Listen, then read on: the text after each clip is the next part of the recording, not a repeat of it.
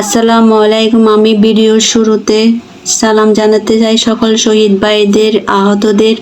সালাম জানাতে চাই প্রধান উপদেষ্টা ডক্টর ইউনূসকে, সকল উপদেষ্টাদের।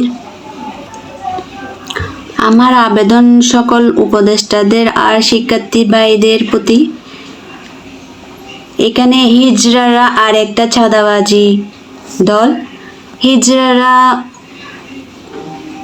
বিভিন্ন অঞ্চলে উচ্ছৃঙ্খল করে, চাঁদাবাজি করে, মানুষকে হয়রানি করে।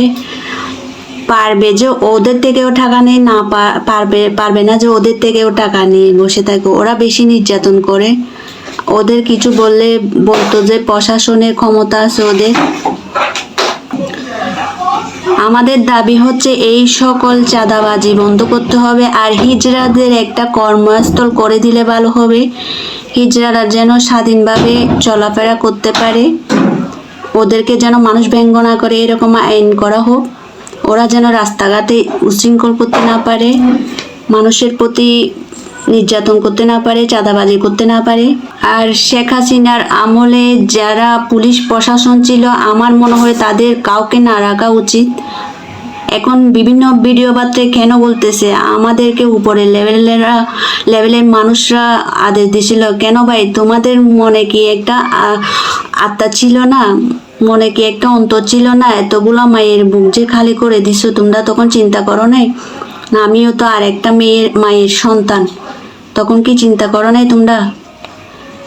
এখন কেন বিভিন্ন ভিডিও বার্তায় কান্না করে করে বলতেছো আমাদেরকে উপরের লেভেলের মানুষরা হুকুম দিছিল?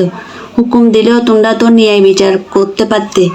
কেন এতগুলা শিক্ষার্থীর, শিশুদের রাস্তাঘাটে সবাইকে গুলি করছো?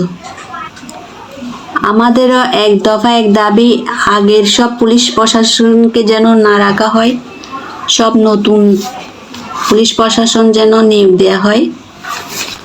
আর এই হিজড়াদের যেন ব্যবস্থা করা হয়, একটা কর্মস্থলের ব্যবস্থা করা হয়। আর পাড়ায় পাড়ায় যে দোকানগুলো থাকে ওগুলো বেশি দাম নিয়ে বসে থাকে, ওইগুলারও যেন ব্যবস্থা করা হয়, আইনের ব্যবস্থায় এনে সবগুলা যেন নিয়ম শৃঙ্খলা করা হয়। আর প্রতিটা সিন্ডিকেটের এখানে যেন একটা নাম্বার দেওয়া হয়, যেন সিন্ডিকেট করলে কল দিতে পারে, আইন করা দেওয়া হোক। আমরা চাই আর কোনো মায়ের বুক যেন কালি হয়ে না যায়। আমরা বিভিন্ন ভিডিও দেখে চোখের পানি ধরে রাখতে পারতেছি না, কেন এতগুলা মায়ের বুক কালি হলো। এর বিচার চাই আমরা, এর সঠিক বিচার চাই। আমাদেরও এক দফা এক দাবি, যারা এই খুনি গুম হত্যা করছে তাদের সবাইকে বিচারের আওতায় এনে বিচার করা হোক, কঠিন শাস্তি দেওয়া হোক। এই আন্দোলন দেখে সারা বিশ্বের মানুষ জাগ্রত হয়ে গেছে।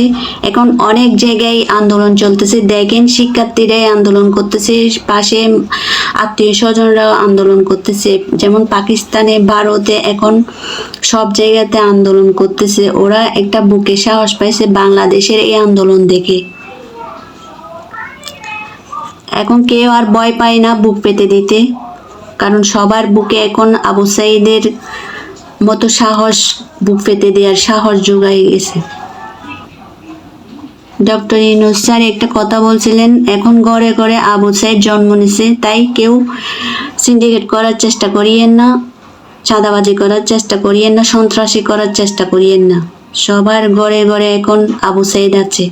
হাফেজ, আমি বিদায় নিচ্ছি।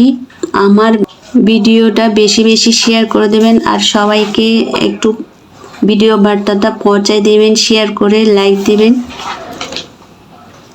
আসসালামু আলাইকুম, আল্লাহ হাফেজ।